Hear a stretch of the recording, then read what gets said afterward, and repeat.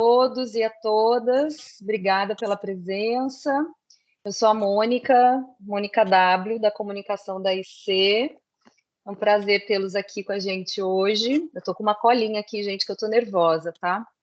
Esse é o nosso primeiro webinário de como fazer um roteiro. Dando spoiler aqui do conteúdo, né? A proposta é que vocês saiam daqui conhecendo alguns erros que não devem ser cometidos quando vocês escrevem um roteiro, e 7 passos para roteirizar um primeiro filme, né? Vou apresentar aqui, então, o nosso querido professor, Pedro Salomão, escritor e roteirista há mais de 20 anos, já professor da casa, era da Unidade do Rio presencial, agora segue com os cursos online. Tem série roteirizada aí em grandes canais, entre os projetos grandes aí, para não ficar horas aqui citando o nome de filmes, né, Pedro? Ele foi um dos colaboradores... Não são tantas horas assim, não, Mônica. Colaboradores no roteiro do filme Bruna Surfistinha, e também criador e roteirista da série Miúdo Graúdo, vinculado na Endemol, né, de Portugal. E para começar... Tem uma produção da Endemol. E para começar, antes de a gente começar, eu queria mostrar um vídeo aqui para vocês, curtinho, de 2 minutinhos, da nossa ex-aluna, chamada... ai, gente, me deu... Desculpa, me deu branco. Ela a Maria Chu, maravilhosa, ela está aqui, vai puxar meu cabelo depois. Maria Chu, maravilhosa, foi roteirista da segunda temporada da Irmandade, segunda temporada Bom Dia, Verônica, e agora está roteirizando e adaptando o Torto Arado, né, o best-seller aí do Torto Arado. É uma entrevistinha que ela deu para a gente lá no estúdio da IC de São Paulo, então a gente só compilou algumas falas dela sobre ser roteirista, e eu quero compartilhar aqui com vocês. Então, vamos lá, vamos ver se eu consigo aqui, se vocês escutam e veem.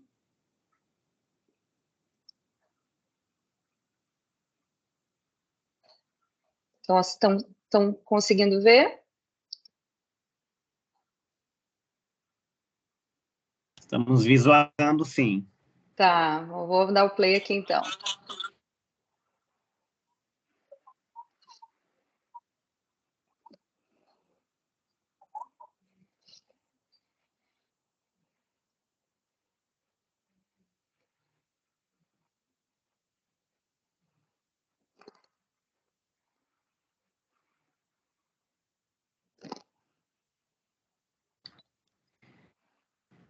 O áudio é que eu acho que está travado, viu, Mônica? Eu não sei se a nossa largura de banda, de repente, aqui, a minha largura de banda, aqui, mas acho que o pessoal também não está conseguindo ouvir o áudio, está sem som. Está sem som, o pessoal não está conseguindo ouvir o áudio. Pera lá. Acho que está travando também. Vamos botar de volta, então. Vamos tentar de volta, vamos tentar... Pera lá.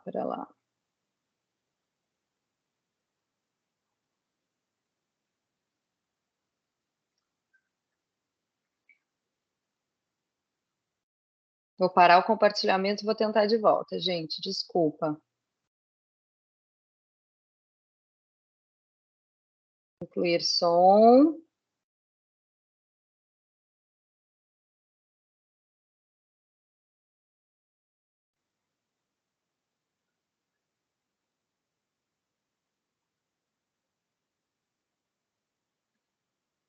Opa.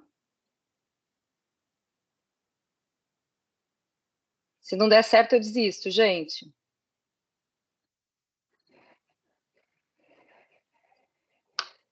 Sim.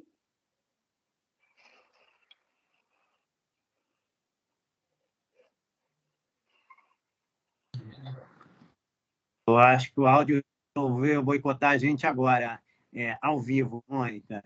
Estava funcionando, mas agora realmente não está dando para ouvir o áudio.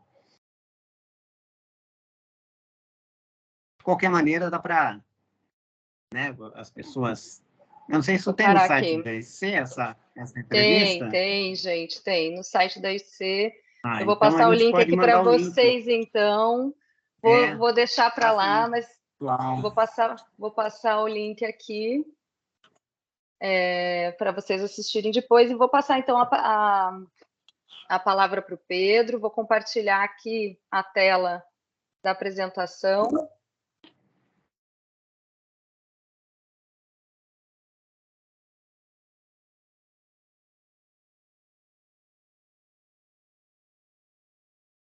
Então, bom, vou começar aqui então, Mônica, enquanto você vai compartilhando com a gente aí a tela. Tá. Bom, boa noite, pessoal. Obrigado a Mônica aí por ter feito a introdução. Né? Eu costumo brincar, né, sempre com os meus alunos também, dizendo que eu sou péssimo, né, para falar de mim mesmo, né, principalmente nas primeiras aulas, onde a gente tem que se apresentar para os alunos, né, mas eu costumo ser bom para indicar os amigos, né, para trabalhos, e inclusive uma das coisas que me dá bastante orgulho, né, quando a gente está atuando na área e encontra alguém do outro lado da mesa, né, que você tem aquela impressão que você conhece aquela pessoa, e daí a pessoa vem falar com você quando você não reconhece de imediato, né, que foi sua aluna, né? Então é sempre um prazer reencontrar esses ex-alunos no mercado de trabalho. E, né, melhor ainda é quando a gente pode compartilhar com esses ex-alunos, né? Eu já tive o privilégio de compartilhar trabalhos algumas vezes com ex-alunos meus, né? Atuando como roteiristas lado a lado numa sala de roteiristas. E o cara que estava ali, né, do outro lado da sala, de repente está ali do seu lado, discutindo os melhores caminhos para alguma história, para algum projeto. Então, todo mundo que é professor também, que dá aula, sabe o prazer que é reencontrar os nossos alunos, né, no mercado de trabalho. E para a gente aqui da IC, isso é uma rotina. Acontece em todo o trabalho. E o que eu posso dizer para vocês, né, é que essa arte de contar histórias, né, essa arte de escrever histórias é uma coisa que me acompanha desde criança, né? Eu nunca me contentava em só ver as histórias no cinema ou na TV. Eu sempre queria, né, contar as minhas próprias histórias, visualizar as minhas próprias histórias, nem que fosse na minha cabeça, né? Na minha cabeça de criança ali eu montava uma programação de TV imaginária, e eu ficava o dia inteiro imaginando, né, o que ia estar no ar, o que eu tinha que colocar no ar naquele momento ali no meu canal de TV que eu inventei ali, que eu mentalizava, né? Eu não tinha recursos ainda para realizar alguma coisa. Tenho que lembrar que eu nasci no final da década de 70, 76. Eu cresci nos anos 80, uma época onde a gente ainda não tinha internet, não tinha YouTube, não tinha câmera com celular, nada disso, né? E eu, depois, uns anos depois, eu tive uma câmera VHS, onde eu me aventurei a fazer ali as minhas primeiras experiências audiovisuais, né? Então, eu imaginava que a minha cabeça ali era uma emissora de TV, então a minha escrita sempre foi muito influenciada, né, por esse imaginário audiovisual, pelos filmes que eu via em VHS, na casa de um tio meu, que era cinéfilo. E eu também tinha o hábito de escrever as minhas próprias histórias em bloquinhos de papel, que eu ganhava de um outro tio que trabalhava numa gráfica, né? Então eu contava as minhas histórias ali nesse bloquinho de papel, e eu sempre procurava depois, no final de um certo segmento narrativo, deixar um gancho, né, para que as pessoas, depois eu circulava pela casa dos amigos, de parentes, e eu emprestava esses bloquinhos para essas pessoas lerem aquela história e deixar elas curiosas, né, para que depois eu voltasse lá para uma outra visita com aqueles bloquinhos de novo na mão, né, com um novo pedaço da história para elas lerem, para elas se envolverem com aquilo. Eu estou contando isso para vocês porque eu tenho certeza que aqui, dentre vocês que estão aqui, tem sempre alguém, né, que sempre gostou de contar histórias em algum momento da vida, ou que teve o desejo em algum momento de transformar esse hobby de escrever numa profissão. Eu sempre contei histórias, e eu gosto de dizer também, posso dizer hoje com muita felicidade também, que hoje eu faço isso todos os dias, né? Eu consegui transformar esse hobby, esse desejo, esse gosto de infância numa profissão. E nunca existiu na minha cabeça, tá, eu estou vendo o pessoal compartilhando aqui também a mesma paixão que eu, né? A gente sempre se identifica nesse momento. Eu acho que isso acaba gerando também essa simbiose aqui entre todo mundo que procura esse tipo de conteúdo, que procura esse tipo de curso, e nunca teve na minha cabeça nada diferente do que fazer, do que estudar cinema, né? E o jeito mais fácil que eu encontrei de entrar nesse mercado foi começar justamente a fazer cursos, a estudar, né? E a fazer roteiros profissionalmente.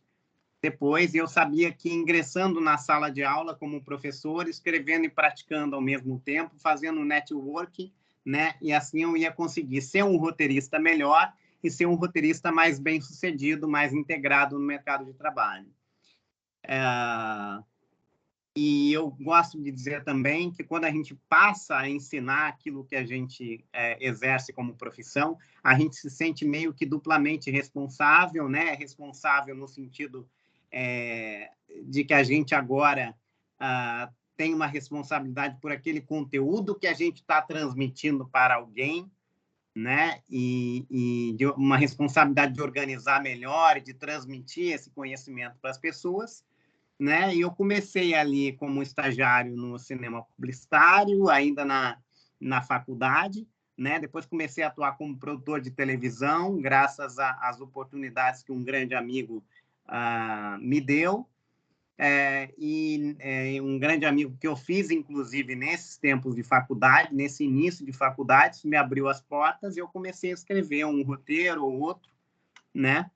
E, aos poucos, eu fui redirecionando a minha carreira de produtor para roteirista, né? No começo foi difícil, obviamente, o primeiro roteiro não tinha a qualidade que eu esperava, mas eu aprendi também a ouvir as críticas, saber ouvir a opinião do outro é uma coisa que você precisa aprender se você quiser trabalhar com filmes, com cinema, com televisão, porque o audiovisual é uma arte coletiva e a sala de aula é um lugar privilegiado para que você exponha as suas ideias, até porque se as suas ideias não saírem da gaveta, né, em algum momento, elas nunca vão parar na tela do cinema, da TV, do celular, do que for, né? É claro também que é verdade, a gente deve dizer que muitos dos roteiros que a gente escreve, muitos dos projetos que a gente faz, na verdade, nem vão sair do papel. Mas vocês podem ter certeza que só com esse treinamento, com esse hábito de escrever, você vai ficando cada vez melhor, né? E mesmo aqueles roteiros que ficam na nossa gaveta, em algum momento a gente acaba resgatando eles, ou resgatando uma cena, resgatando uma ideia. Realmente, uma história só é uma história se a gente dá a chance dela, né? Tocar outras pessoas, né? Só é uma história no sentido pleno, né, da arte de contar histórias. Eu também acredito muito nisso. E, enfim, o que eu digo a vocês é que a gente tem que praticar, a gente tem que se dar a chance de praticar, né? Se quando a gente vai fazer um esporte, né, a gente tem que praticar muito, né? Eu não sou a melhor pessoa aqui para falar de esporte, mas, enfim, quando a gente vai fazer uma atividade, né, a gente tem que praticar muito essa atividade para se tornar cada vez melhor naquilo que a gente está fazendo, né? Então, por que com um roteiro seria diferente, né? E não é diferente, né? Você tem que persistir, né? Você tem que se dar a chance de errar muitas vezes. Se você não errar muitas vezes, você nunca vai acertar uma única vez. Essa é a grande verdade que eu tenho aqui para dizer para vocês, né? Não precisaria estar dizendo aqui, mas às vezes é importante a gente verbalizar, né, aquilo que a gente sabe que é assim. É importante que da quantidade de dedicação que você tem escrevendo, vem também a qualidade. Obviamente, a qualidade não vem só da quantidade, mas vem também da quantidade. Se você quer se tornar um roteirista profissional, você tem que ter o hábito de estar escrevendo sempre, né? E voltando aqui para a minha história, para a minha trajetória de estudante, eu já estava nessa altura fazendo um mestrado em comunicação e consegui fazer esse mestrado em conjunto com uma pós em roteiro. Foi um investimento que eu fiz de tempo e dinheiro naquela época, e nessa pós eu conheci um professor que gostava bastante do meu texto. Nós fizemos um trabalho juntos, ficamos sem se ver um bom tempo, e depois, num evento de roteiro do Doc Comparato, um roteirista conhecido aqui do Brasil, tem um livro, um dos primeiros livros, se não o primeiro livro, não vou me arriscar, não vou dizer que é o primeiro livro, porque não foi, mas, enfim, um dos livros mais importantes sobre roteiro aqui do Brasil, o livro do Doc Comparato, que hoje é vendido... era o primeiro título era Da Criação ao Roteiro. Eu não me lembro bem agora como ele está sendo vendido, né, na reedição. Acho que mudou o título.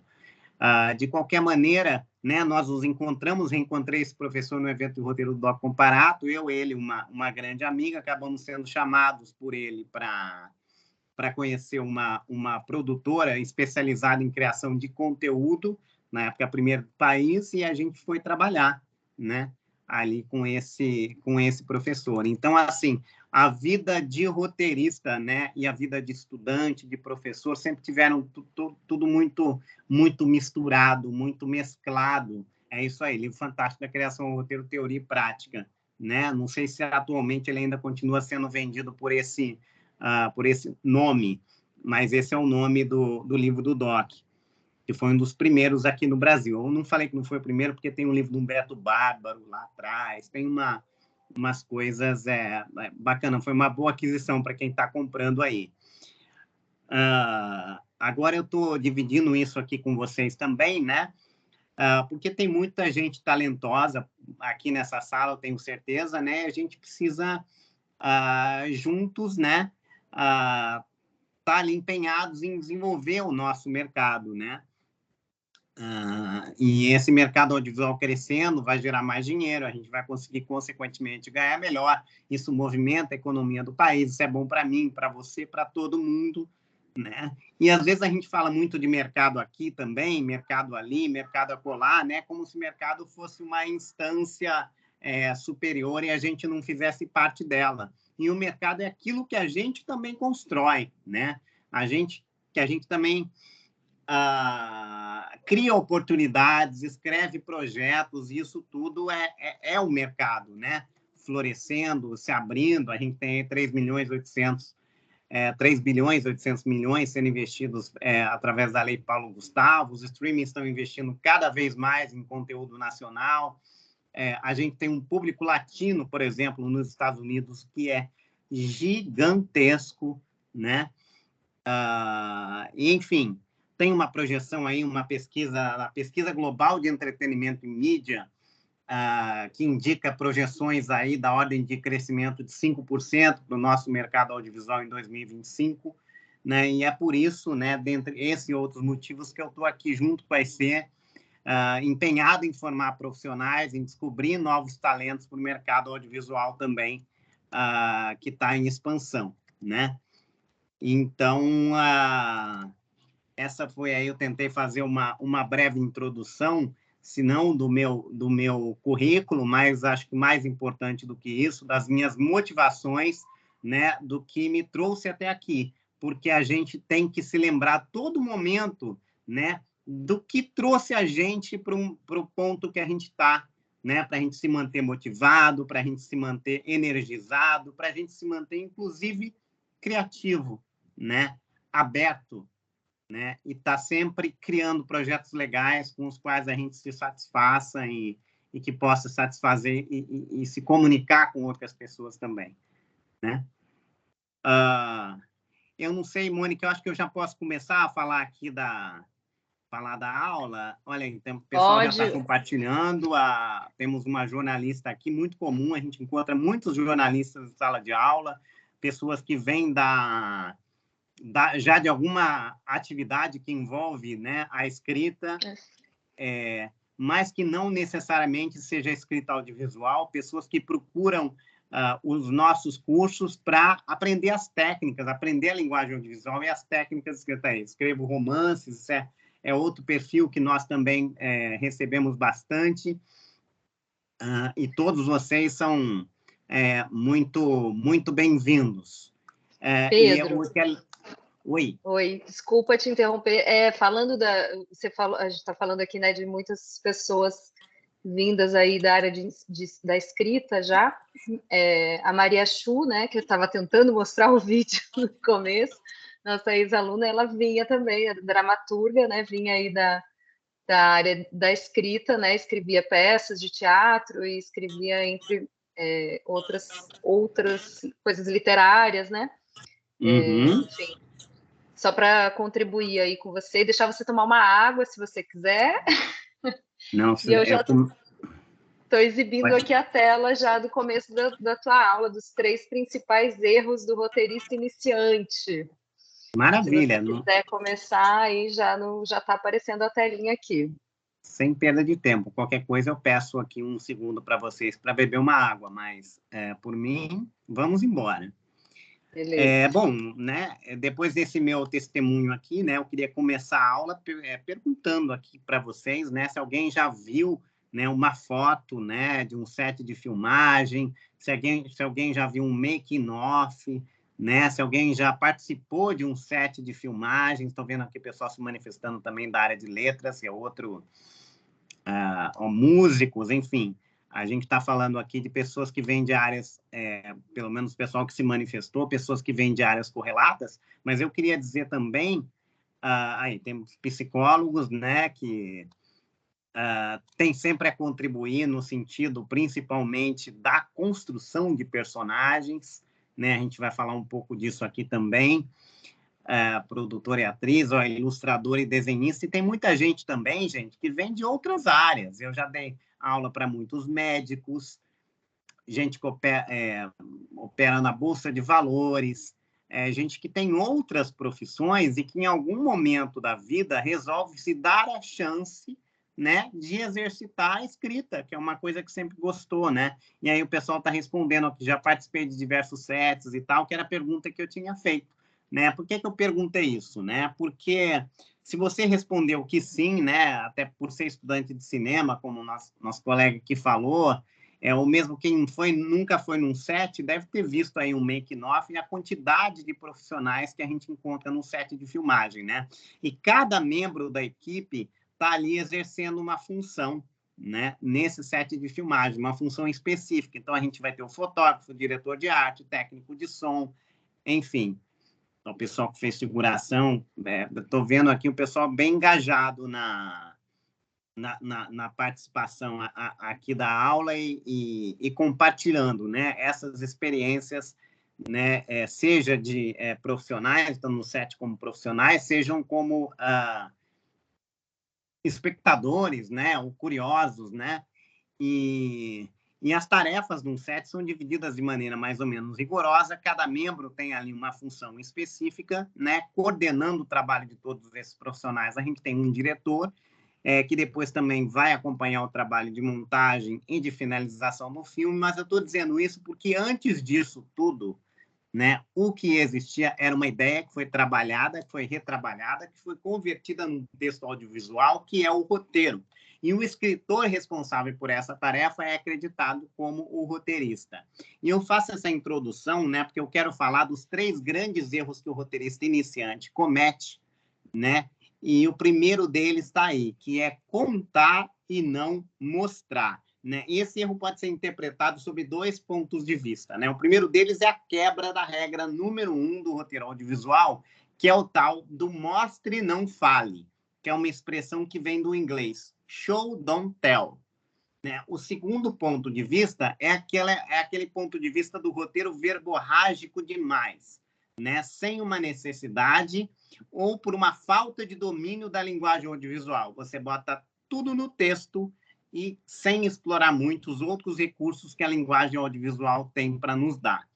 Então, vamos voltando aqui para o nosso primeiro ponto, que é aquela noção, né, do mostre e não fale. Né? E a gente sabe que mesmo lidando com palavras, né, o roteirista é diferente de um romancista, por exemplo. Tem alguém aqui que já se manifestou nesse sentido, né, que escrevia romances ou alguma coisa assim, se me lembro bem.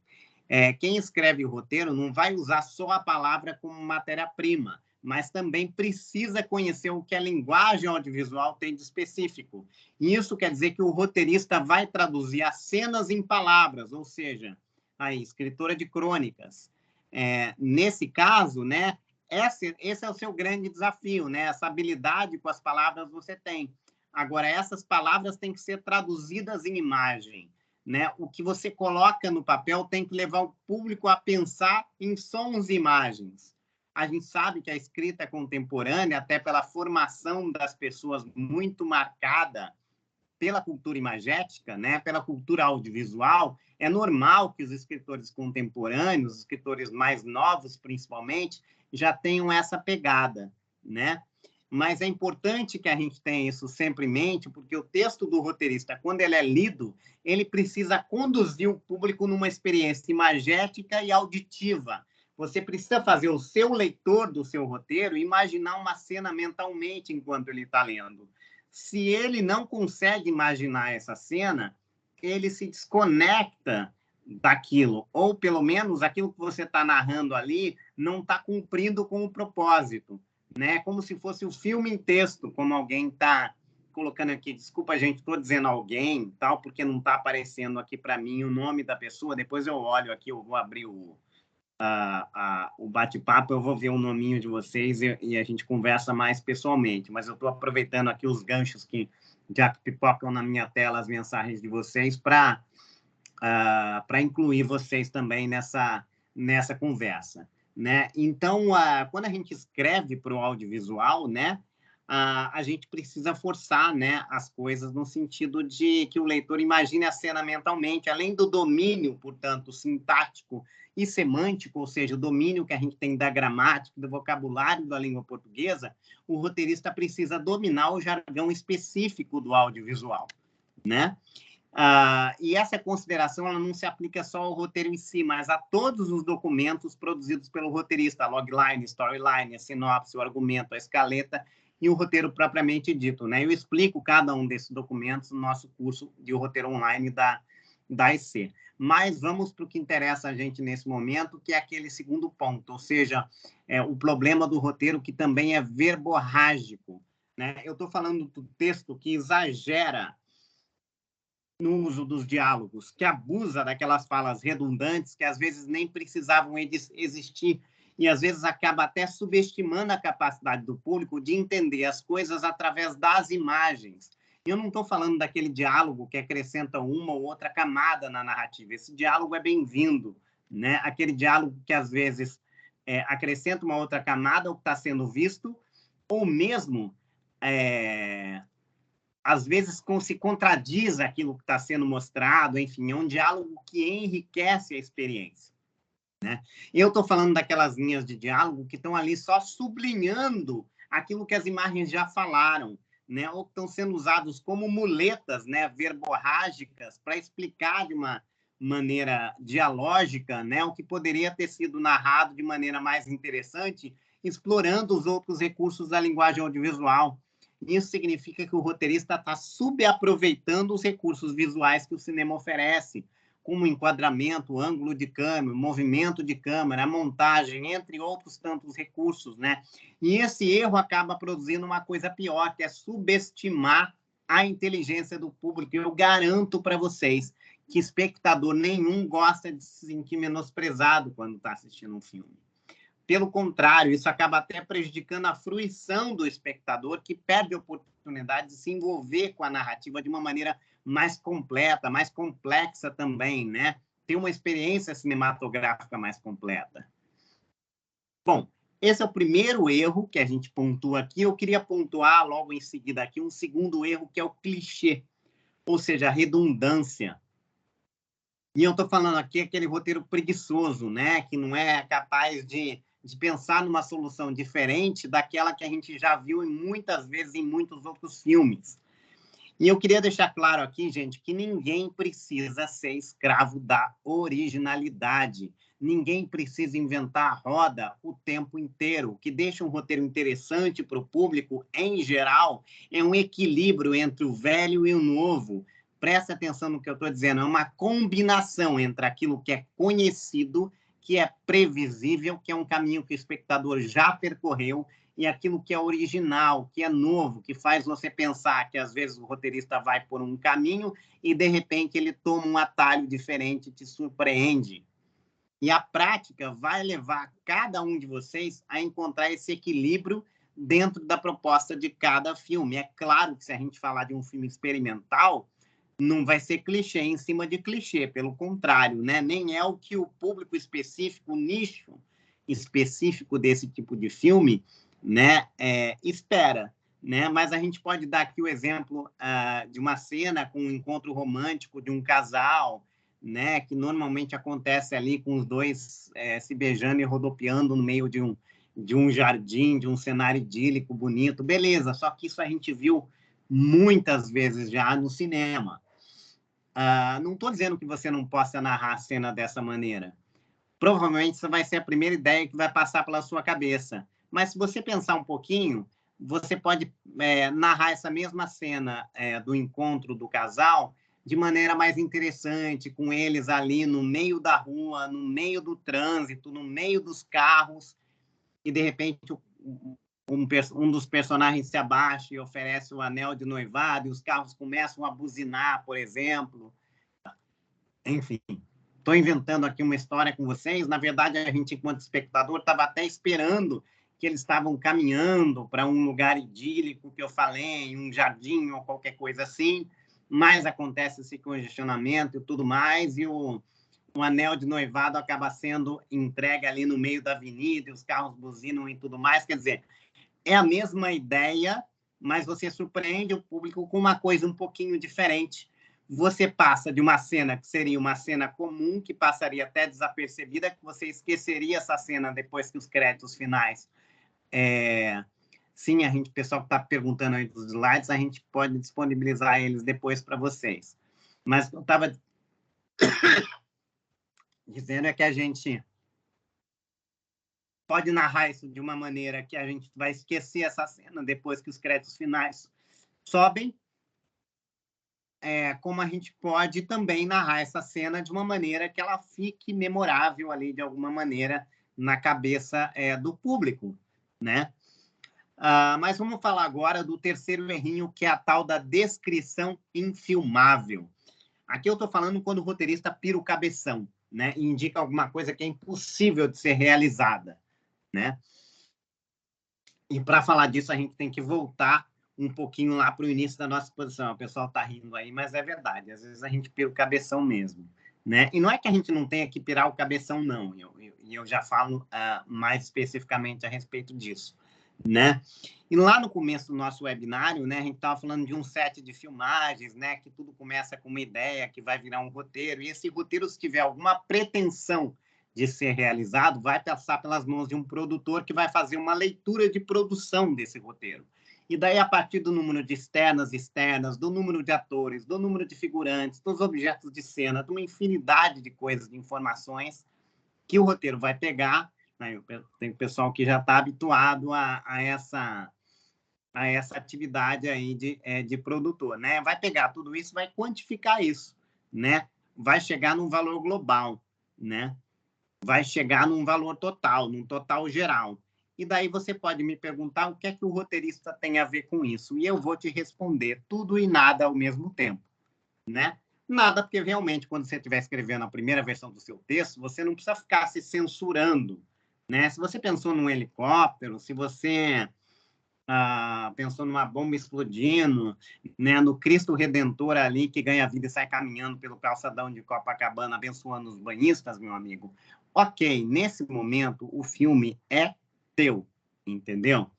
Agora, se em algum momento você quiser tirar esse filme do papel, você vai precisar pensar em alternativas. Isso porque o orçamento pode ser que não comporte o efeito especial que você precisa, né? Que o aluguel do helicóptero seja caro, seja inviável, ou seja lá o que for. Isso não significa que a cena que você criou vai ficar pior, não é isso, né? Às vezes, esses recursos limitados que a gente tem forçam a gente a ser ainda mais criativo. E a emenda acaba saindo melhor que o soneto, né? Então, ou então, às vezes, a equipe realmente resolve, né, que é aquilo mesmo, mesmo sabendo que isso vai gastar praticamente todo o dinheiro que você tem para fazer aquele filme inteiro, aquela cena é importante, vai ser feita. É tudo uma questão de custo-benefício, né? Por isso eu gosto de dizer que o roteirista não precisa saber fazer um orçamento, mas é muito importante ter uma noção do valor global do seu projeto, até para você não bater nas portas erradas, né? Eu vou contar um segredo para vocês também. Produtor, eu já vi que tem produtor aqui, daí se eu estiver falando bobagem, me corrige, mas produtor adora roteirista que sabe o custo real e a viabilidade daquilo que ele está propondo. E eu vou te falar outra coisa, quem vai te contratar, meu amigo, é um produtor. Não é verdade? Então, não deixem de pensar nisso, né? Podem, num primeiro impulso, colocar no papel tudo aquilo que vocês quiserem e devem realmente dar vazão à imaginação de vocês. Mas tem um dado momento que vocês vão ter que se deparar com aquele texto, né, no sentido de que aquele texto vai ser realizado, e vocês vão ter que pensar em certas alternativas para algumas coisas. E você sabendo também o valor global de um projeto, mais ou menos, você não vai bater numa porta. Vamos pensar, por exemplo, num produto de televisão. Você sabe que um canal específico trabalha com orçamento de 3 milhões, você não vai botar um projeto de 6 milhões na mesa dele. Até porque ele sabe quanto custa as coisas. Se for um projeto de 4 milhões, tudo bem, você dá um jeito de reduzir aquilo para 3, sem prejudicar a qualidade do seu projeto, e eventualmente você consegue fazer aquilo com 3. Né? Vocês entendem o que eu estou dizendo? Então, essa noção é importante até para você se colocar no mercado de trabalho. Né? Enfim, esses foram os 3 erros aqui. Eu vou partir agora para a segunda parte da nossa aula, aqui para o nosso próximo slide, onde a gente vai conversar sobre os pilares do método que a gente desenvolveu para o nosso curso de roteiro online aqui da IC. Né? São 7 pilares para te ajudar aí a parar de bater cabeça nas suas criações. Isso aplica para pensar em editais também. Pois é, também para pensar em editais, temos editais abertos aí, e o edital já vai te indicar, né? Qual é o valor total ali de orçamento que você vai poder ter. Então, você já sabe qual projeto que cabe e qual projeto que não cabe. Por que eu não falo no sentido de pensar as coisas desde o começo? Né? Aos poucos, a gente vai pegando essa percepção e vai meio que automatizando. A gente já sabe mais ou menos o quanto custa aquilo que a gente está propondo. Né? Se é viável, ou se é filmável, ou se não é filmável. Se é viável ou se é inviável. Né? Mas eu acho que, num primeiro momento, você pode dar perfeitamente vazão para as ideias que você quiser. E depois você vai burilando. Até porque, gente, depois que a gente escreve a primeira versão do roteiro, a única certeza que você tem é que você vai escrever a segunda, você vai escrever o segundo tratamento, o terceiro tratamento, o quarto tratamento. Né? Agora, vamos aqui para o nosso primeiro pilar, que é o planejamento estratégico. Você tem que tirar suas ideias da cabeça e colocá-las no papel de uma maneira inteligente, de uma maneira planejada. E eu falo isso por um motivo muito simples. Você está escrevendo para você, sem compromisso de prazo, sem compromisso de data de entrega para o produtor, ou sem um deadline de inscrição num edital de desenvolvimento, como o colega acabou de falar aí, né? Ou qualquer outra coisa, é seu projeto, você está escrevendo para você sem compromisso, é você com você, você pode ficar 10 anos, meu amigo, escrevendo, reescrevendo o seu longa-metragem até encontrar o tratamento final, a versão ideal que você considere perfeita para apresentar para alguém e para dar algum encaminhamento para aquilo. Depois você vai realizar o filme, você faz pose numa palestra, você conta essa história bonita que você ficou 10 anos elaborando aquela obra genial, todo mundo vai chorar e se emocionar com a tua história, vai te aplaudir, beleza, problema teu, entendeu? Você não tem compromisso com ninguém nem com nada, pode ficar 10 anos escrevendo aquele roteiro. Agora, se nesses 10 anos, uma coisa eu vou te garantir, se você quer ser um roteirista profissional, vou te falar que as contas vão continuar chegando debaixo da tua porta, vão continuar chegando ali no teu e-mail. Desculpa estar sendo realista, mas eu não estou aqui para vender ilusão para ninguém também, né? Então, se você realmente quer fazer dessa arte da escrita, né, uma profissão, daí, meu cara, é melhor você planejar a tua trajetória de escrita, porque senão você não pode perder, né, nesse caso, tanto tempo escrevendo e reescrevendo, desperdiçando cenas que vão para a lata do lixo depois, porque, na verdade, aquele caminho não deu em nada. Vocês entendem o que eu quero dizer? Você tentar descobrir um caminho com a escrita e a reescrita. Quando você tem um prazo para entregar as coisas, isso muda tudo, né? E quando você tem um roteiro também, se é um curta-metragem de 5 minutos, 5 páginas, beleza, meu amigo, senta no computador e sai escrevendo o seu roteiro direto. Se é um longa-metragem, você precisa planejar esse texto, você precisa caminhar de uma maneira ordenada, né? Você precisa criar uma estrutura, uma escaleta, um esqueleto do seu roteiro, né? E então é difícil você fazer isso. Se você tem um prazo de 3 meses para entregar um longa-metragem, gente, 140 páginas, 150 páginas de roteiro, como é que você vai escrever isso de maneira pouco planejada, né? Para você ter um roteiro bem estruturado, você tem que pensar nessas coisas antes, né? Você tem que tracejar o caminho que você vai percorrer. Ou, por acaso, você, quando sai de casa procurando um endereço específico, sem saber onde é, você vai tateando, virando esquina, sem perguntar para ninguém, sem usar um GPS, né? Então, planeje, né? Faça aí uma espécie de GPS do roteiro do seu filme, né? Enfim, porque produtor também gosta de outra coisa. Aqui vai um outro segredinho para vocês. Produtor gosta de roteirista organizado e que cumpre prazo. Se você se joga na escrita sem nenhum planejamento também, a chance de você furar com os prazos é grande, né?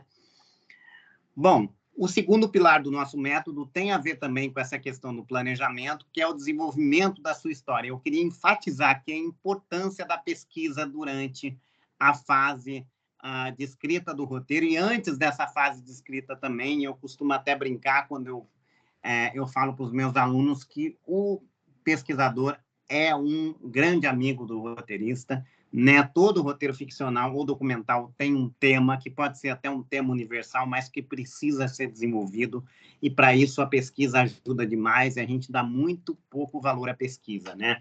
A pesquisa é fundamental para você criar um universo crível, né? Para que o seu contexto pareça autêntico para o público. Quando eu falo de um universo crível, eu não estou falando de um universo realista, mas um universo no qual a gente possa acreditar um mundo construído de determinada maneira, que a gente possa mergulhar nesse mundo e atingir aquele estado que é conhecido como a suspensão da descrença. Aquele momento que você está completamente envolvido, né, com a sua história, né? Eu também amo pesquisa.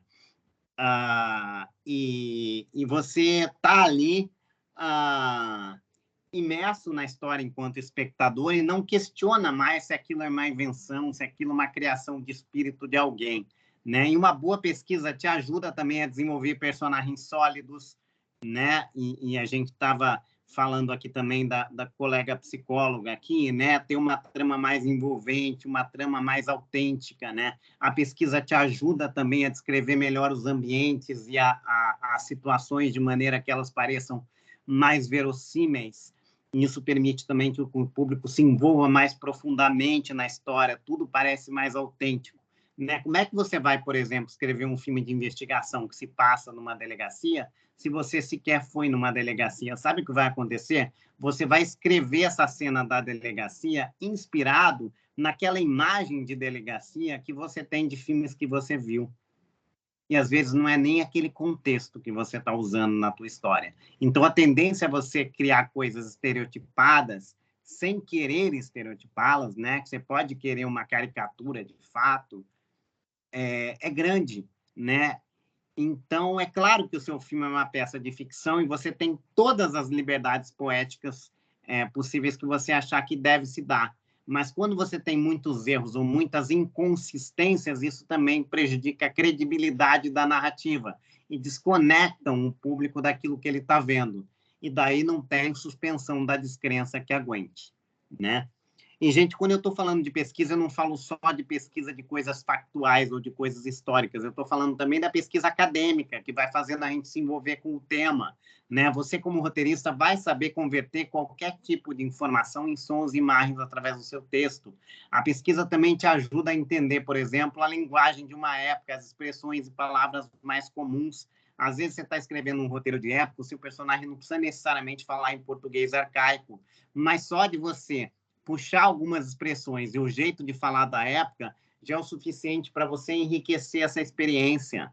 Para você, lembra que eu falei da originalidade, da questão do clichê, da redundância? Então, uma pesquisa vai ajudar você, né, a evitar que você faça uma abordagem superficial das coisas. Você pode, inclusive, aprofundar o conflito, que é o nosso próximo pilar do nosso método.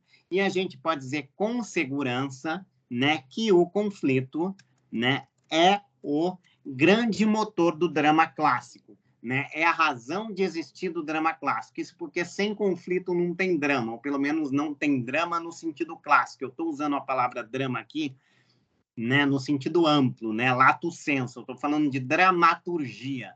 Não estou falando drama no sentido estrito, no sentido de gênero, no sentido de comédia, ação, faroeste, drama.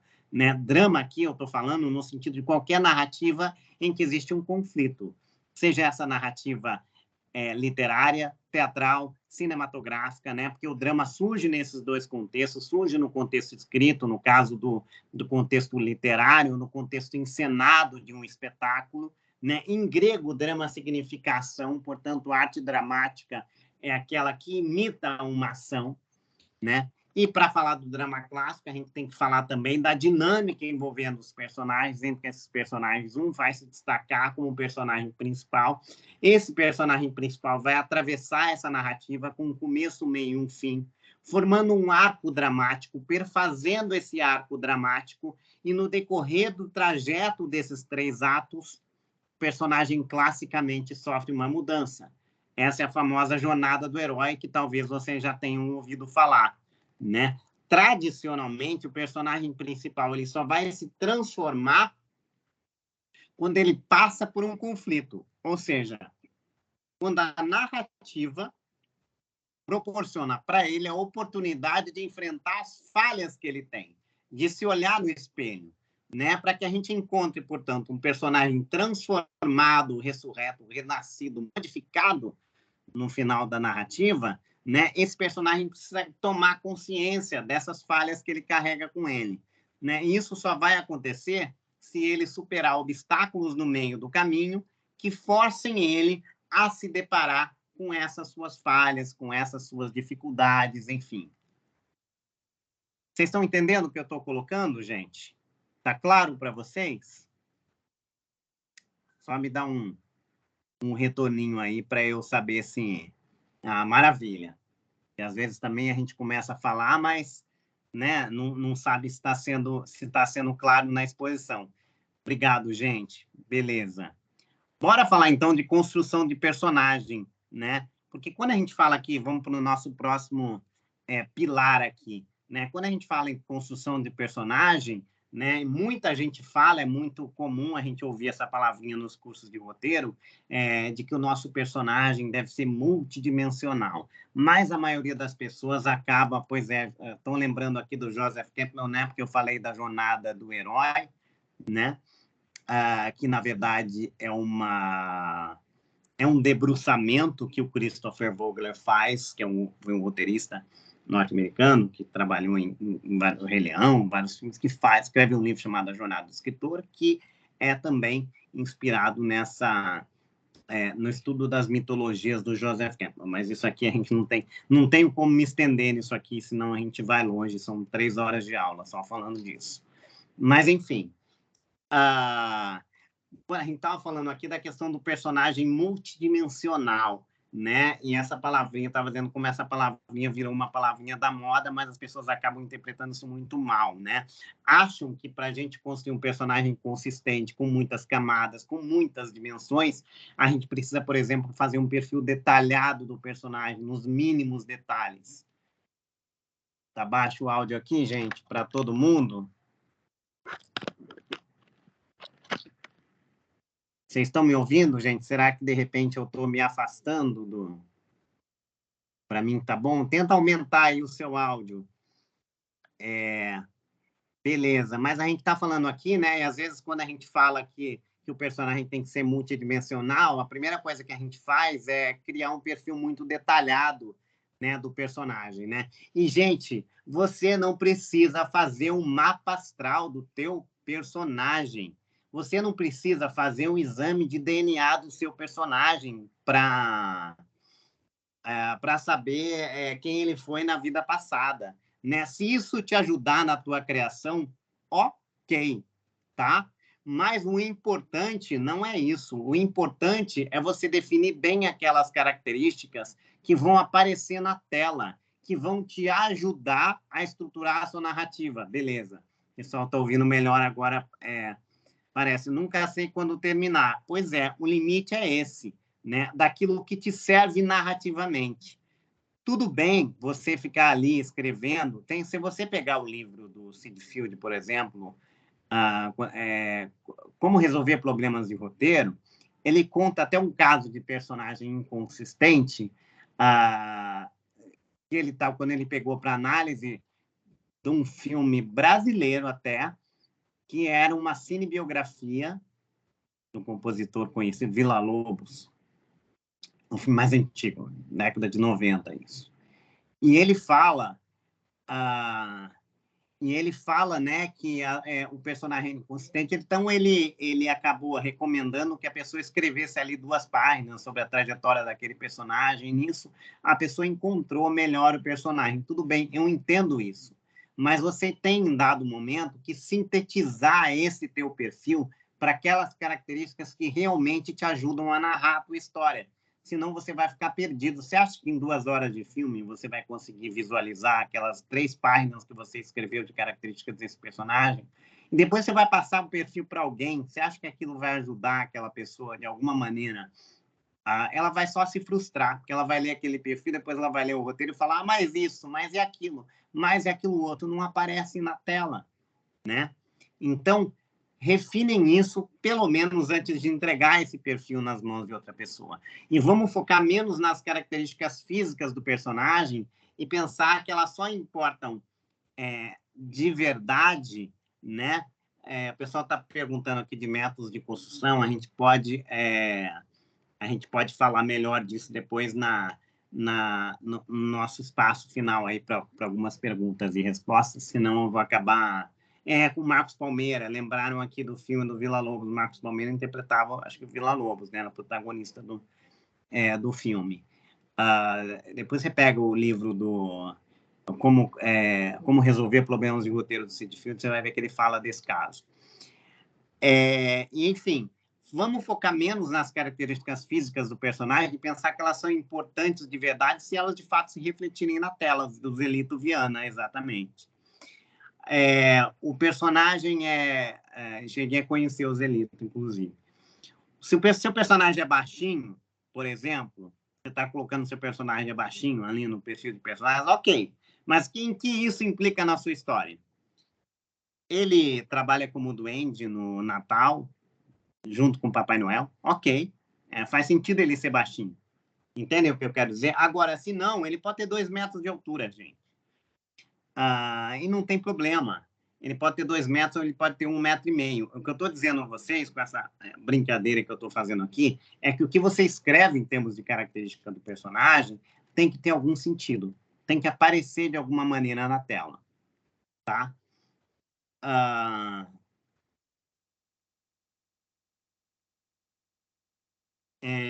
Enfim, né? Outra coisa, né? O público precisa se espelhar no personagem. Alguém estava falando aqui dessa questão da inclusão, né? Não no sentido da gente pensar em agir como personagem, né? Não no sentido da gente concordar com tudo que o personagem faz, né? O cara pode ser um serial killer, por exemplo, né? Você entende as motivações dele, você consegue se identificar com ele, né? Mas isso não significa que você vai sair por aí matando as pessoas, né? E o próximo pilar tem a ver com essa conexão entre o público e o personagem, entre o público e a obra, né? E eu gosto, né, de enfatizar que escrever uma arte, de fato, como está aí no slide de vocês. Mas eu queria complementar com uma outra coisa, que escrever é uma arte que envolve técnica. E como toda técnica, quanto mais você pratica, melhor você fica. E eu já disse que se a gente pratica um esporte por muito tempo, a gente vai ficando melhor nele, né? Então, por que seria diferente num roteiro de cinema? A quantidade também vai te levar à qualidade, porque você vai apurando a sua escrita, você vai apurando a sua técnica, e você vai transformando essa escrita num hábito, e esse é o primeiro passo para você transformar isso numa profissão. Quando você vê, você está escrevendo todos os dias, sem aquele tal do medo da página em branco, sem aquele receio de não saber por onde você vai começar, com aquela travação de perder um tempo enorme, né, para parir um nada, né? Desculpa a expressão aí, mas é isso mesmo, né? E para você se tornar bom em qualquer coisa, você tem que praticar. O roteiro envolve, sim, um processo artístico de criação, mas esse estado criativo precisa ser alimentado. E a nossa inspiração vem dos filmes e séries que a gente vê, mas não fiquem só nisso, né? Vem também nas músicas que a gente ouve, né? Das nossas vivências com os amigos, com os familiares. É assim que a gente se torna um autor, né? Na essência da palavra, né? Um escritor que tem um texto que a gente sabe que é dele, porque tem características muito particulares, né, daquele escritor. Então, exercite esse seu músculo criativo, né, prestando atenção nas coisas que acontecem ao teu redor, repare nos colegas de trabalho, nas dinâmicas numa ceia familiar do final do ano, na maneira como as pessoas falam, como elas se vestem, como elas se comportam, no que é realmente importante na vida delas, né? Mas pensando também que a arte não é uma mímese, né? O pessoal tá viajando aqui falando já do Truffaut, né? Das reflexões do Truffaut a respeito de personagem. Tem um livro muito bom, né? Do Truffaut entrevistando o Hitchcock, que é muito bacana, um livro clássico aí para quem quiser ler, né? A gente estava falando dessa questão também da gente prestar atenção nas coisas, né? Da vida, né? Mas a arte não é uma mímese só da vida, né? Não é uma cópia fiel da vida. Tudo isso vai passar por um filtro que é um olhar artístico, né? Que é seu. E tem mais, né? Escrever envolve técnica, porque você aprende com suor também, fazendo cursos como esse que a gente está divulgando aqui hoje, lendo livros de roteiro, como vários que a gente já citou aqui, eu citei vocês também. Mas isso tudo não vai adiantar nada para construir uma carreira se você não praticar. E eu não estou aqui para te enganar, eu posso até te pegar pela mão, mas se você não estiver disposto a dar um primeiro passo e a caminhar junto, não tem jeito. Quando a gente escreve, aquilo que a gente aprende lendo um livro, assistindo uma aula, ganha um outro sentido, acredite em mim. Aquilo que parece simples no papel, quando você vai executar, colocar a mão na massa, e quem já teve o hábito de sentar para escrever, quem já tem esse hábito, quem já teve essa experiência, sabe como é isso. Sabe como, às vezes, aquilo que parece simples teoricamente é difícil de ser executado, né? E acredite também, né, quando eu digo que no nosso sexto pilar aqui existe um outro ponto importante, que é a tal da revisão e o aprimoramento. E eu já disse aqui para vocês também que a primeira coisa que você sabe quando você termina de escrever uma primeira versão, um primeiro tratamento do seu roteiro, é que você vai escrever um segundo, um terceiro, um quarto, né? É comum um longa-metragem ter 10 tratamentos, às vezes mais. Eu fui colaborador do roteiro do filme do Bruno Sufistinha quando eu estava no início da minha carreira de roteirista. E quando a nossa equipe pegou no filme, ele estava já no sexto tratamento do roteiro. Nós pegamos isso para escrever o sétimo tratamento, né? E eu te falo mais uma coisa, muda muita coisa de um tratamento para outro.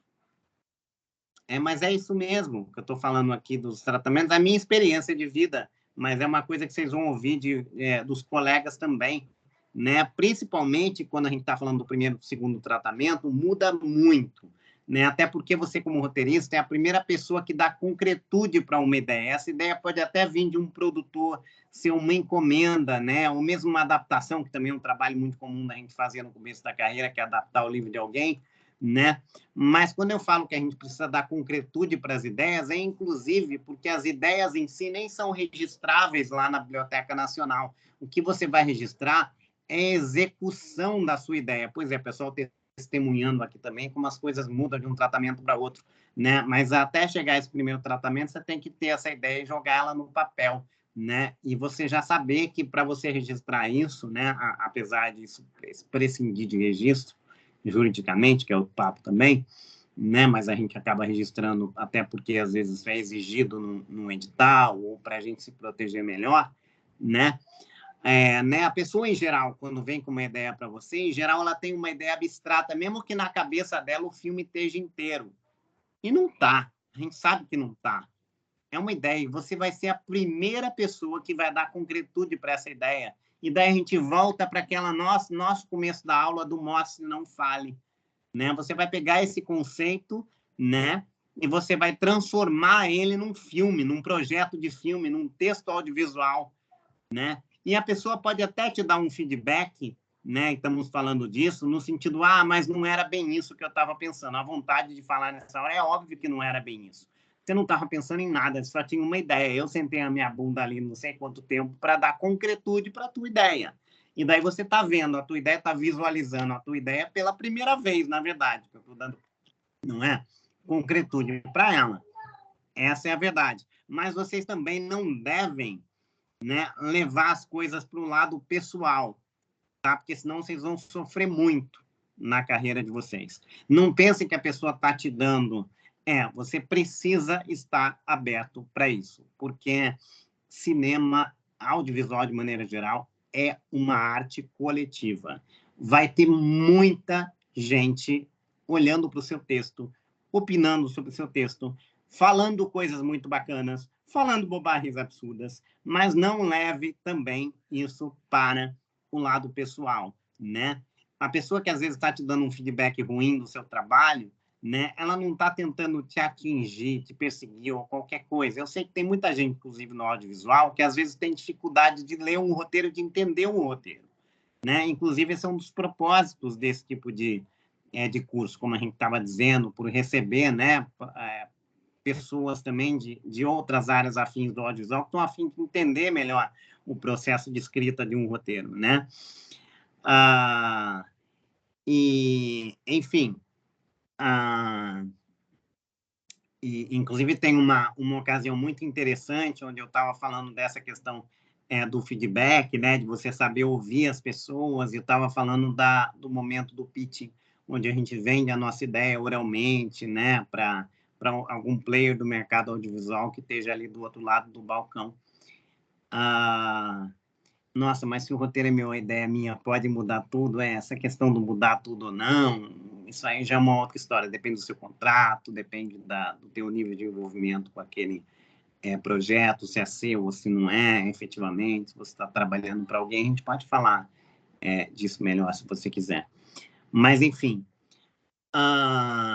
eu estava falando disso, né? Que estava falando dessa pessoa que está do outro lado da mesa. Uma aluna se manifestou e falou: professor, eu sou a pessoa do outro lado da mesa, né? Eu sou a pessoa que recebe os projetos, um grupo de mídia grande aí. Eu sou a pessoa que avalia os projetos. Eu estou nesse curso justamente para entender esse outro lado, para que eu possa estar avaliando melhor. Isso é muito legal. Isso é uma coisa que acontece várias vezes nos cursos da IC, que a gente vê essa mescla, né, de colaborações de profissionais. Então, estejam abertos a ouvir, né? Mesmo que você está ouvindo ali não faça sentido para você naquele momento, né? Ou que não faça sentido nunca, mas não leve para o lado pessoal, senão vocês vão sofrer. Isso eu estou falando mesmo aqui de coração.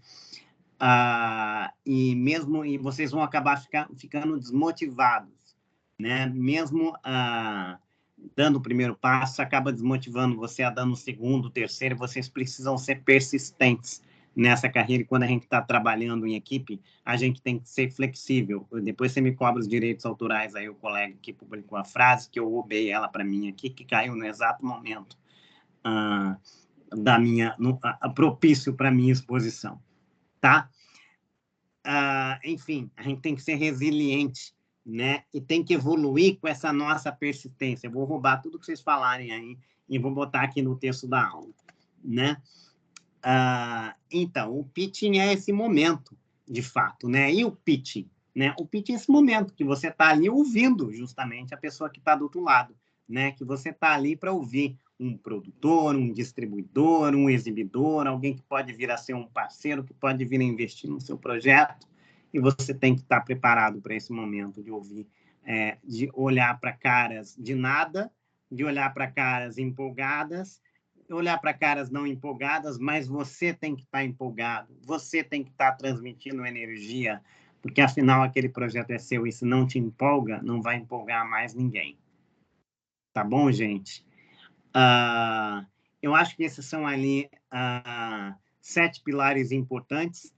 O papel deles não é atacar a sua ideia durante o pitching, o papel deles é questionar algumas coisas, e cada um vai questionar, né, alguma coisa que ele considera importante com relação há um filtro que às vezes ele faz, que é um filtro que, claro, que tem a ver com a formação pessoal e profissional desse indivíduo, mas tem a ver também com a instituição que ele está representando.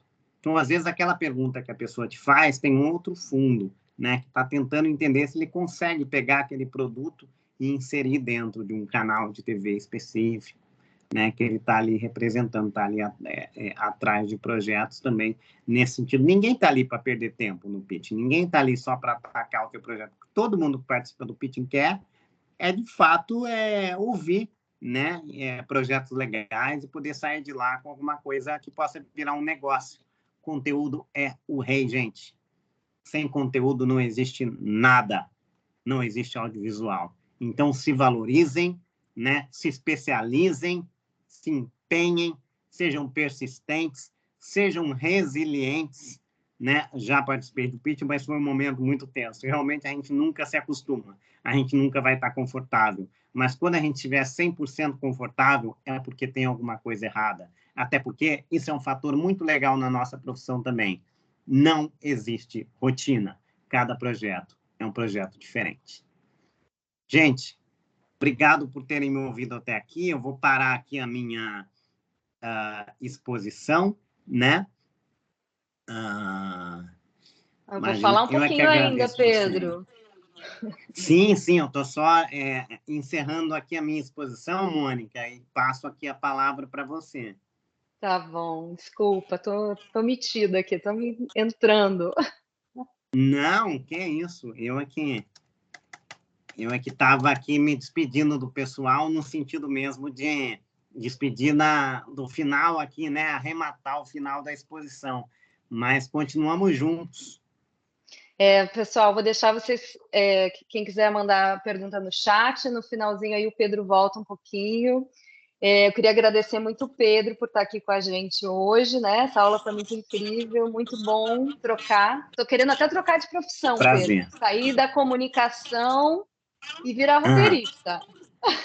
Poxa, Será que... eu achei que você já tivesse nesse caminho também. A gente não precisa ser uma coisa só na então, vida, Mônica. isso aí. Nunca, né? Mas vamos lá, é verdade, dá para fazer mais de uma coisa. Somos, né, muito mais do que uma coisa só. Exatamente, a gente se limita, né? Talvez a nova geração talvez não tenha tanto isso, mas a A nossa nossa... geração, que é nova também, né? Tem um pouco disso. Então, gente, esse, infelizmente, é o máximo de conteúdo que a gente consegue dar, né? Pedro, vou pedir para você fechar o microfone um pouquinho, que eu estou Desculpe, claro. dando o eco aqui. Obrigado. Que a gente consegue dar hoje, né? Porque a gente tem um tempo aqui, o Pedro também. Mas a gente queria convidar vocês, o pessoal estava pedindo o webinário 2, mas ao invés do webinário 2, a gente vai oferecer aqui o curso de roteiro do Pedro, online, né, da IC. É um curso com 8 aulas, cada aula tem uma duração de 2 horas. O Pedro vai falar aqui sobre os módulos, rapidamente, são 8 módulos, né? Então, a gente vai finalizar com uma oferta especial para quem está aqui no webinário hoje, um preço com 15% de desconto. A gente tem aqui a Márcia e o Rodolfo, que estão no chat, que são o pessoal é o nosso atendimento, né, da IC. Então, está com preço super especial. A gente estava comentando aqui antes de começar, né, que curso de roteiro, se você for digitar aí na internet, você encontra preço de roteiro, curso de todos os cursos. Tem curso de roteiro que custa R$66 mil, para quem quiser fazer um curso fora. Então, você não vai precisar pagar R$66 mil para estudar com o Pedro. E tem, além de formas de pagamento especiais aí. Então, você tem 3 caminhos hoje aqui. Um é ignorar aí tudo que o Pedro ensinou até agora, seguir sua vida, sem realizar a inscrição no curso dele. Me esqueçam, olha, eu vou até desaparecer. O outro é tentar seguir sozinho com os ensinamentos que ele deu, porque ele deu um monte de ensinamento legal já, dá para tentar começar sozinho. Eu não recomendo, porque junto é muito melhor, né? Com o Pedro é muito melhor. E o terceiro caminho é aproveitar essa oportunidade, esse curso bacana de roteiro online da IC, que a gente vai abrir o carrinho hoje, especialmente depois desse webinário. A gente estava sem ele, está lá no catálogo de cursos da EC, então a gente está colocando ele no ar agora, e vai ficar aí por 5 dias, ou até encerrar as vagas, né? Então, quero agradecer todo... vou passar aqui para vocês. O Pedro pode explicar um pouquinho. Tem aqui os módulos. Eu vou colocar aqui o QR Code, se alguém quiser entrar na página do curso. O pessoal, a Márcia e o Rodolfo, vão enviar o link aí também pelo chat. E vou passar aqui para o Pedro de volta, para ele explicar um pouquinho rapidamente, que a gente já sabe que está tarde, dos 8 módulos aqui do curso. Vou devolver a palavra para o Pedro aí. Perfeito, gente. Como a Mônica estava dizendo, o nosso curso ele é dividido em 8 módulos. Cada módulo tem 2 horas cada. A ideia é que a gente esteja usando uma parte desse tempo de aula, que é ao vivo, né, para ter uma exposição do conteúdo, né, e uma segunda parte da aula para que nós possamos fazer pequenos exercícios em sala de aula e para que eu possa debater esses exercícios junto com vocês, né? Para que a gente abra a discussão também, para que a gente tenha um processo mais interativo, né? Porque fazer aprender, né, a arte e a técnica da roteirização envolve, sim, você ter um conhecimento teórico, mas esse conhecimento teórico, como eu estava dizendo, ganha um outro relevo, um outro grau de importância quando a gente parte para a prática, né? E o nosso primeiro módulo é justamente um módulo que tem o título de Pensando em Sons e Imagens. E aqui você vai aprender como materializar a ideia, né, expondo o seu ponto de vista de autor da história, né? Então, a gente vai falar por que nós contamos histórias, né? Vai falar da premissa como núcleo conceitual do nosso roteiro e como essa premissa se casa, se costura com o tema também, e como o tema é espelhado nas várias situações dramáticas que você cria para o seu roteiro. O nosso segundo módulo, né, que é Dominando a Gramática do Roteiro, e aqui nós vamos falar das ferramentas de trabalho do roteirista, né, e das especificidades de cada uma delas, ou seja, quais são as etapas de criação de uma narrativa audiovisual.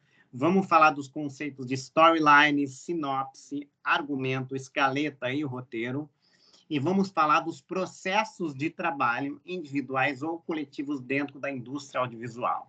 A gente sabe que, num longa-metragem geral, a gente tem uma escrita, muitas vezes, isolada, né, de um roteirista, mas a gente está aí cada vez mais imerso em salas de roteiristas, né, em escritas coletivas, para séries de TV, por exemplo, né, que são escritas vigiadas, no sentido de que você está sempre tendo um feedback, né, da audiência, e tem outras pessoas ali também participando dessa sala de roteiros que não apenas os roteiristas. A gente parte para um terceiro módulo, que tem o título de Construindo Personagens Cativantes, onde a gente vai falar dos personagens, das relações hierárquicas entre esses personagens e da relação que esses personagens estabelecem com o espectador. Vamos estar falando da caracterização física dos personagens e psicológica, do arco que o personagem atravessa ao longo da narrativa e dos conflitos que ele enfrenta, tanto conflitos internos quanto os conflitos externos. O quarto módulo é Encontrando a Melhor Costura para o Tecido Narrativo, né? E daí nós vamos falar da estrutura clássica e do poder de engajamento da estrutura clássica. Ou seja, vamos estar falando aqui da Poética do Aristóteles, né, que é o texto seminal, inaugural da teoria da literatura, e que é como se fosse um primeiro livro teórico de roteiro de cinema também, porque é tudo que a gente fala e repete, né, nos livros específicos de roteiro acerca da dramaturgia audiovisual, tem a ver com aquilo que o Aristóteles já falava sobre a tragédia grega, né? Vamos entender, portanto, que é uma trama principal, quais são as tramas secundárias, como elas se cruzam e trabalham a favor da trama principal, no sentido de entender como se dá essa progressão dramática. O nosso quinto módulo, aí no nosso próximo slide, já vai dar conta de falar, né? O título é Conhecendo as Ferramentas de Estruturação Narrativa, e daí nós já vamos falar das releituras contemporâneas dessa poética do Aristóteles, né? Convertida em métodos, né? Como o paradigma do Sid Field, o beat sheet do Blake Snyder e outros métodos de estruturação clássica de uma narrativa. Vamos falar, portanto, quando a gente está falando de estruturação dramática, a gente está falando da macroestrutura, né, da estruturação do todo, mas também da microestrutura da construção da cena em si. Nosso sexto módulo é analisando os gêneros, né, audiovisuais, e aí a gente vai falar da percepção do gênero pelo espectador e como o gênero influencia a escrita do teu roteiro. Vamos falar aqui da definição de cânone, que é gênero, os gêneros ficcionais, os gêneros documentais, os subgêneros, né, dentro do gênero, né, a conflituação que a gente tem entre cinema de gênero e cinema de autor, e partimos, então, para o modo de formatação, formatando o seu roteiro, onde a gente vai estar falando da importância de você ter uma consistência visual naquele roteiro que você está apresentando, para que ele seja visto, bem visto profissionalmente, e também para que ele facilite a leitura que está ali, na pessoa que está ali trabalhando com aquele seu roteiro no set de filmagem. Daí nós vamos explicar, né, quais são os elementos essenciais da formatação dentro do padrão Master Cines, e vamos falar também como é que isso funciona agora dentro dos modelos narrativos interativos que a gente tem e para os quais a gente tem que estar preparado para escrever também, né? E fechamos o curso, né, com um módulo de desvendando a indústria pelo lado de dentro, né? Não existe mais filme de terror que preste, você deve ter um repertório já grande de filmes de terror, tem alguma coisa que aparece até vez ou outra, né, no cinema que dá uma levantada, né? Mas é um gênero que acabou se desgastando bastante, embora eu tenha gostado de algumas coisas recentes que eu tenho visto. E quando a gente fala de desvendando a indústria pelo lado de dentro, a gente está falando da compreensão da dinâmica do mercado audiovisual, né, da elaboração de projetos. A gente vai falar aqui dos mecanismos de fomento, direto ou indireto, processo de criação e redação do roteiro, trabalhar com roteiros originais, materiais adaptados, enfim. A gente vai estar transitando ao longo do curso por todos esses aspectos essenciais. É um curso básico de roteiro, onde vocês vão poder estar saindo do curso com uma percepção bastante bacana, né, sobre esse processo da escrita, tanto do ponto de vista da técnica, do ponto de vista da arte, como do ponto de vista também da apresentação desses nossos textos para o mercado de trabalho. Tá bom? Mônica, estou devolvendo para você. Tá bom, Pedro, obrigada. Então, aí estão os módulos, né, que o Pedro explicou, né, ninguém melhor do que ele para explicar, nosso super professor aí, que vocês conheceram.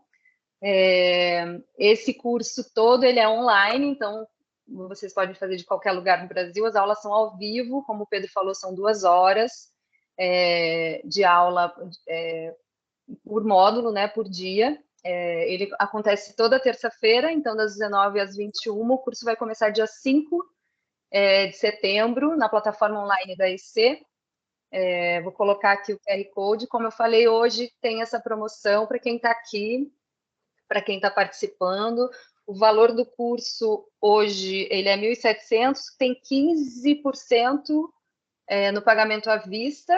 Pode falar aí com a Márcia e com o Rodolfo, que estão no chat. Acho que tem o Rodolfo está numa sala privada, se alguém tiver alguma dúvida, quiser falar com ele, ou pode perguntar informações no chat, ou mandar mensagem para a gente no WhatsApp também. Acho que o pessoal passou aí o link. E é isso, curso começando dia 5/9, super bacana. O Pedro faz revisões online, então é muito legal porque a gente aprende. Eu já fiz o curso, gente, adorei, então posso falar com propriedade. Então, ele faz as revisões online, você aprende, ele revisa o teu, revisa do colega, então você aprende com o erro e o acerto do outro. É muito bacana. Acho que é isso, gente. Vamos ficar por aqui. Se alguém quiser fazer uma última pergunta para o Pedro, aí no chat, ou perguntar alguma dúvida sobre o curso, o QR Code está aqui na tela. Agradeço a participação de todos vocês. Em breve, para quem tiver interesse aí nos nossos cursos de férias também, que vão ser só em janeiro, mas a gente vai fazer um evento super legal também, onde teremos professores de várias áreas do audiovisual, então fiquem atentos aí nas nossas redes sociais, que a gente vai divulgar esse outro evento. É isso, né, Pedro? É isso, gente. Eu queria agradecer aí, agradecer a Mônica, agradecer a todo o pessoal da IC, agradecer a vocês que estiveram aqui presentes. Foi um prazer estar com vocês. Lembrando aqui estamos uma aí, coisa... espero revê-los, né? Espero revê-los não só em sala de aula, como no mercado de trabalho, né? Isso aí. Pedro, lembrando uma coisa só, que essa é a última turma do curso nesse ano, né? Não teremos outra turma de roteiro esse ano, então só ano que vem. Então aproveita aí para trocar de carreira ou para duplicar a carreira, né, Pedro? Escrever. Pois é. A gente não precisa ser uma coisa só na vida, realmente, quem gosta de escrever Agora, tem que dar o primeiro passo, tem que ser persistente, de fato, né? E isso também vem da gente querer e da gente ir atrás, não ter medo de se expor, né? A Mônica estava dizendo dessa questão de expor as nossas ideias, né? É difícil isso às vezes, né? Sim. Porque, de certa maneira, quando a gente coloca as nossas ideias, a gente está se colocando também, né? De alguma maneira, mas é impressionante quanto a gente aprende, não só com o que a gente faz, mas com o que o outro faz também. Porque, às vezes, a gente está falando de alguma coisa do roteiro do outro, né? E daí você vê que tem aquele aluno que fica assim, prestando atenção, né? Tipo, eu também fiz isso, né? Então, é uma oportunidade de você aprender com o outro e o outro aprender com os seus erros, e não tem lugar melhor para a gente acertar e errar do que numa sala de aula. Né? É uma verdadeira sala de roteiristas, né, Pedro? E aí eu queria dizer também real. que a gente erra o tempo todo. E nós vamos continuar errando até o final da carreira. Então, se vocês quiserem fazer disso uma carreira, comecem a errar agora já. Isso aí, gente. Aproveita essa oportunidade. Não ter medo de se jogar, não ter medo de se atirar e não ter medo de buscar alguma coisa. Uma hora aí, vocês conseguem. Obrigada, então, Pedro. Obrigada a todo mundo que participou. A gente teve quase 100 pessoas aí na aula, muito legal. Estamos muito felizes de recebê-los.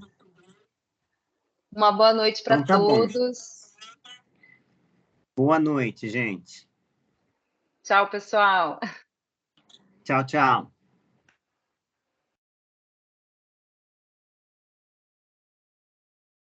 Pessoal, quem quiser pode falar na outra sala com o Rodolfo, com a Márcia, se alguém tiver alguma dúvida, ou pelo WhatsApp.